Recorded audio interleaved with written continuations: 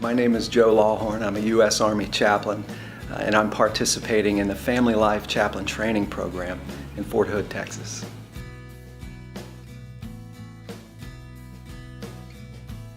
My chosen approach to family therapy is the Bowen family approach, which is a transgenerational approach to family therapy.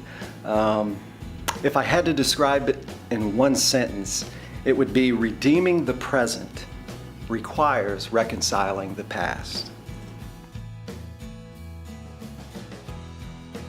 I see this approach basically in three different themes. The first theme of Bowen family therapy is, first of all, it's rooted in psychoanalysis, which is a field of study devoted to the unconscious kind of mental and emotional processes of the individual.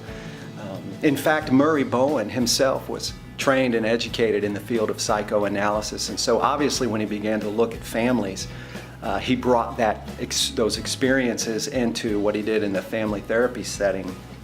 Bowenian therapy approach is more focused on the individual than it is about families per se, some would argue. It's most interested in the broader questions of what it means to be human. And in particular, in asking this question, it's critical to examine one's place in life and degree of functioning in light of their family of origin. While the individual may receive the bulk of the attention in Bowen therapy, the family is affected and improved indirectly, you might say, with the improvement in the growth and the health of the individual. Obviously, the family is going to reap the benefits of that as well. So that's the first theme. The second theme about this approach that I would say is that understanding formative relationships is the key to understanding one's present level of functioning. The Bowen approach, it spends a lot of time and offers a lot of attention, for example, to the mental and the emotional health of the individual, particularly as his or her formative experiences are manifesting in current relationships and shaping the quality of those relationships. So that's the second theme, and I would say that the third major theme of Bowen therapy is the focus is on identifying and breaking free from generational patterns of dysfunction. A lot of emphasis in the Bowen approach is the keying in on generationally dysfunctional relationship patterns that are contributing to the current states of anxiety and distress in one's relationships, and then taking the steps necessary to identify those and to free oneself from those distresses in order to bring more health into current relationships. At its essence, I would say that the Bowen approach, it seeks to help people answer the question, who am I, independent of my family of origin? And the change that happens as a result of that is differentiation from that family of origin.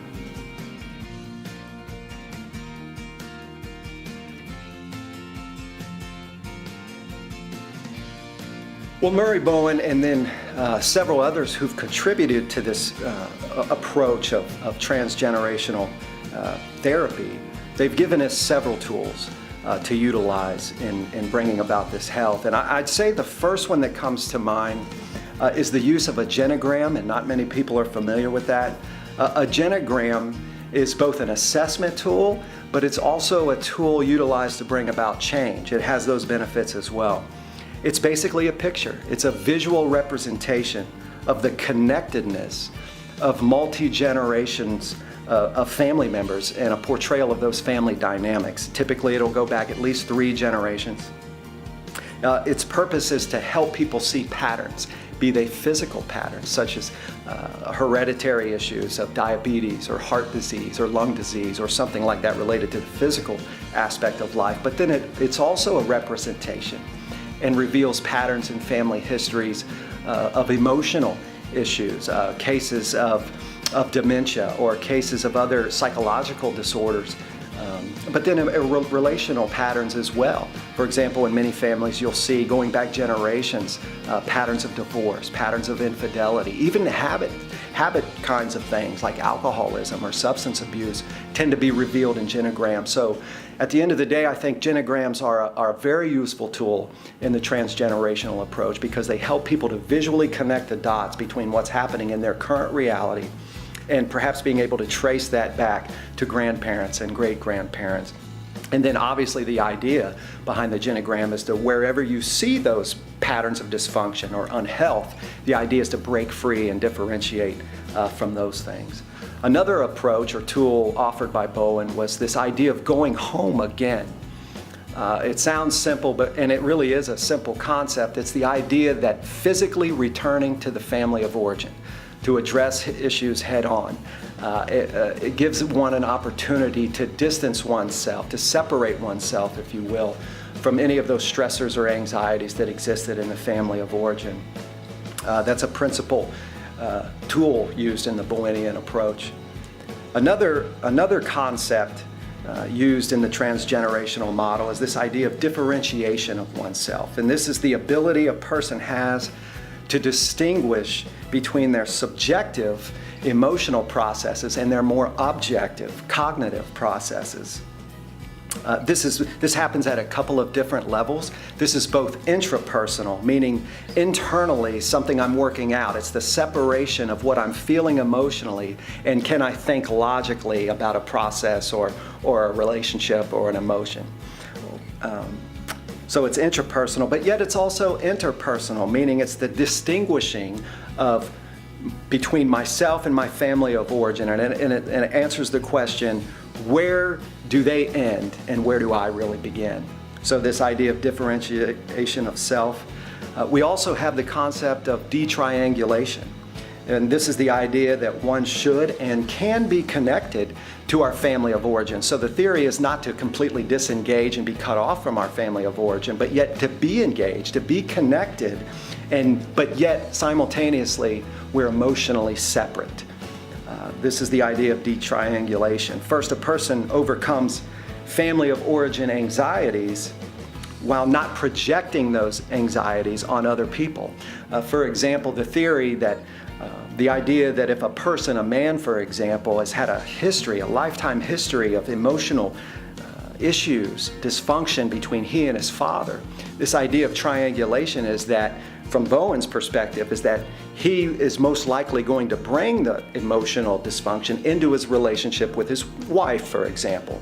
Well, in that case, we have an example of a triangle. Detriangulation suggests that we need to isolate the relationship strictly between the father and the son, in this case the husband, to deal with those issues and to not project or carry over that issue with his present relationship with his wife. So that's the idea of detriangulation. Another approach to Bowen therapy is these person-to-person relationships, and it kind of stems from this idea of detriangulation.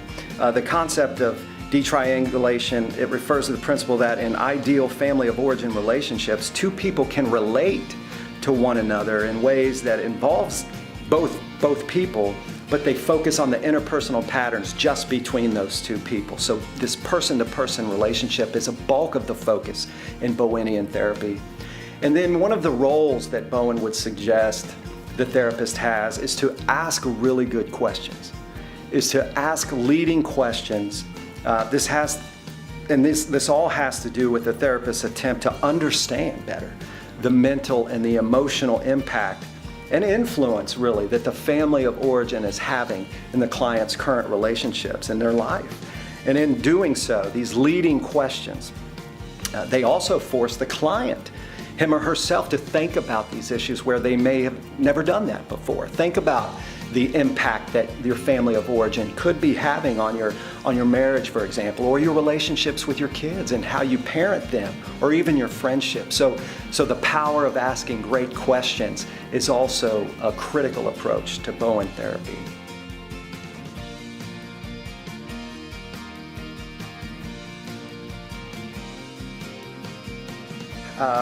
Well, a couple of different ideas here in response to that. The first one that I would offer is that I personally came from a family of origin that was highly dysfunctional. in a lot of ways, physically, emotionally, attitude-wise, worldview, relationships, a lot of patterns in my family of origin, going back multiple generations of divorce, infidelity, drug addiction, alcohol abuse. A lot of the men in my family were unemployed for long stretches. Some of them even went to prison. And I remember as a little kid really desiring to live a different life, to experience something new. But I noticed that as a young adult, when I came into adulthood, I began to notice some of those very same patterns creeping up into my life and manifesting themselves in my relationships. And that alarmed me. And so in the study of marriage and family therapy, this idea of going back and differentiating and breaking off, if you will, dysfunction of generations past has become very important to me. And then another point is I really believe that fruit doesn't fall far from the tree. In my pastoral counseling experience, I've counseled with countless couples or individuals whose current problems, current struggles in their relationships, to me were obviously related to something that they had dealt with or not dealt with properly in relationships with members of their family of origin. And most often I've found that most people don't even realize that that's happening. And then finally, I would say the thing that drew me to this idea of looking backward transgenerationally, I think there's a spiritual component to this. The Bible that I subscribe to is replete with stories of things like generational sin and sins of the fathers. And so I know that this idea of transference, of dysfunction trickling down, if you will, through the generations, I know that that is very, very real. And at the end of the day, my heart is to be an agent used by God to help people reconcile with their past so that they can redeem their present.